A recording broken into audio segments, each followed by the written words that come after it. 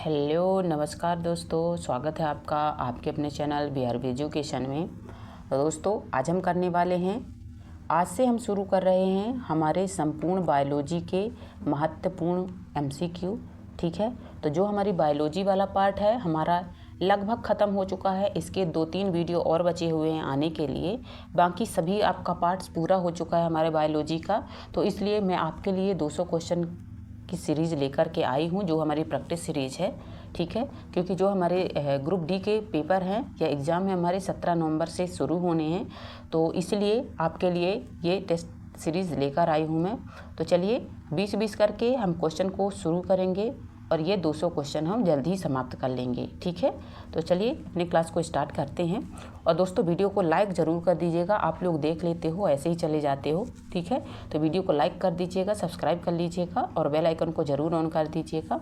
तो चलिए चलते हैं अपनी क्लास की ओर।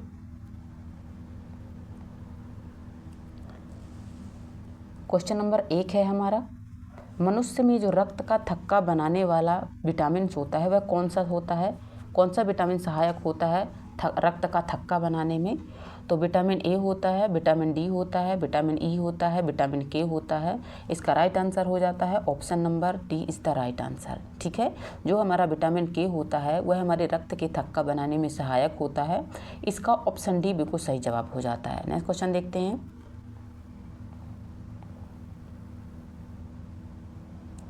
क्वेश्चन नंबर 2 है हमारा, मानव शरीर में जो इंसुलिन का स्त्रावण होता है वह कहाँ से होता है? तो यकृत से होता है, अग्नाशय से होता है, गुर्दा से होता है या हार्ट से होता है?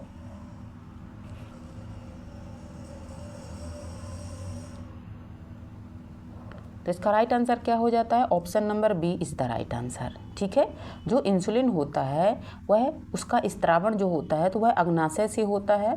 और जो इंसुलिन होता है उसका कार्य क्या होता है? तो जो इंसुलिन होता है यह हमारे रक्त में जो हमारी शर्करा की मात्रा होती है उसको नियंत्रित करने का कार्य करता है या उसको घटाने का कार्य करता है। ठीक है, इसका ऑप्शन बी बिल्कुल सही जवाब हो जाता है। नेक्स्ट क्वेश्चन देखते हैं।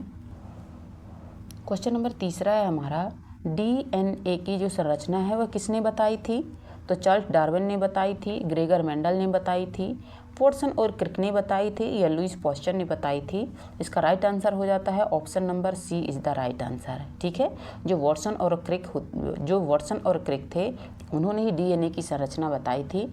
इसका ऑप्शन सी बिल्कुल सही जवाब हो जाता है। नेक्स्ट क्वेश्चन देखते हैं। क्वेश्चन नंबर 4 है हमारा, मनुष्य की आंख का कौन सा भाग होता है जो प्रकाश के प्रवेश को नियंत्रित करने का कार्य करता है? ठीक है, जो मनुष्य का आंख होता है तो मनुष्य की आंख का कौन सा भाग होता है ऐसा जो प्रकाश के प्रवेश को नियंत्रित करने का कार्य करता है? तो रेटिना होती है, कॉर्निया होती है, आइरिस होती है या लेंस होता है? तो इसका राइट आंसर क्या हो जाता है? Option number B is the right answer. ठीक है, जो आइरिस होता है जो मानव की आंख में प्रकाश प्रवेश करता है उसको नियंत्रित करने का जो कार्य होता है वह करती है आइरिस। ठीक है, इसका ऑप्शन सी बिल्कुल सही जवाब हो जाता है। नेक्स्ट क्वेश्चन देखते हैं। क्वेश्चन नंबर 5 है हमारा, लाल रक्त कणिकाओं यानी RBC का जो जीवन काल होता है वह कितना होता है?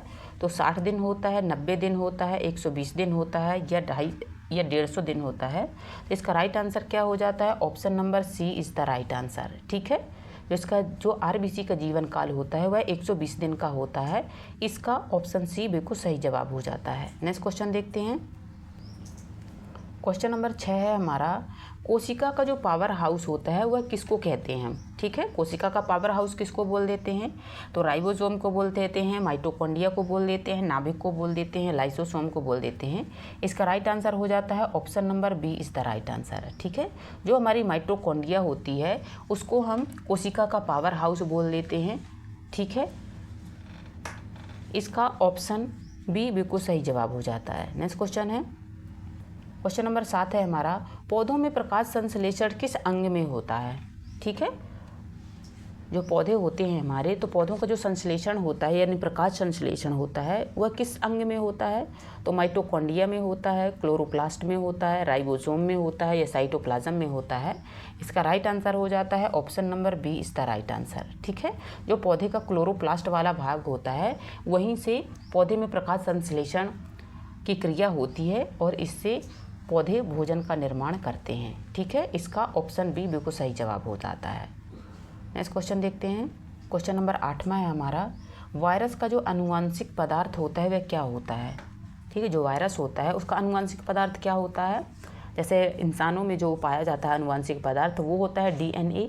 ठीक है, जो वायरस में पाया जाता है तो वह कौन सा पाया जाता है, तो केवल डीएनए पाया जाता है, केवल आरएनए पाया जाता है, या डीएनए आरएनए दोनों पाए जाते हैं, ये प्रोटीन पाया जाता है। तो इसका ऑप्शन सी बिल्कुल सही जवाब हो जाता है। जो हमारे वायरस होते हैं तो वायरस में डीएनए और आरएनए दोनों आनुवांशिक पदार्थ पाए जाते हैं। ठीक है, इसलिए इसको नियंत्रित करना आसान नहीं होता है। इसका ऑप्शन सी बिल्कुल सही जवाब हो जाता है। नेक्स्ट क्वेश्चन देखते हैं। ऑप्शन ए है 80 120, 70 100, 90 140 या 60 90। तो इसका राइट आंसर क्या हो जाता है, option number A is the right answer. ठीक है, जो एक मनुष्य का सामान्य रक्तचाप होता है वह 80 और 120 होता है।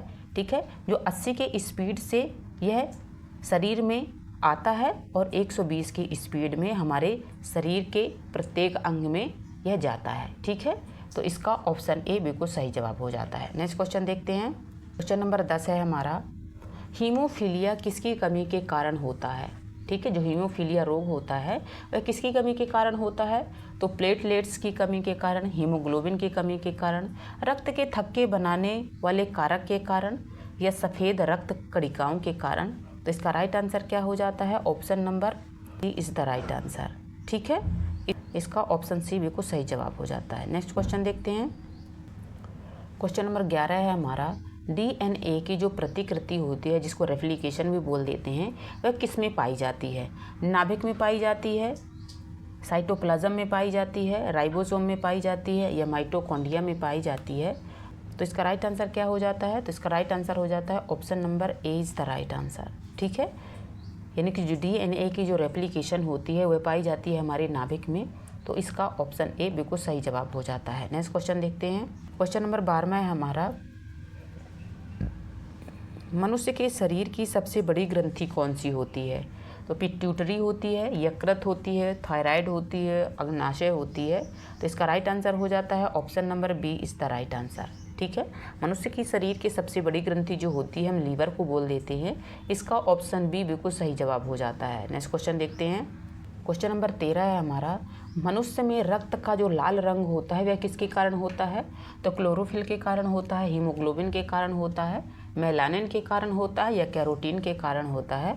इसका राइट आंसर हो जाता है ऑप्शन नंबर बी बिल्कुल सही जवाब हो जाता है। ठीक है, जो हमारे हीमोग्लोबिन होता है उसके कारण ही हमारे रक्त का लाल रंग होता है।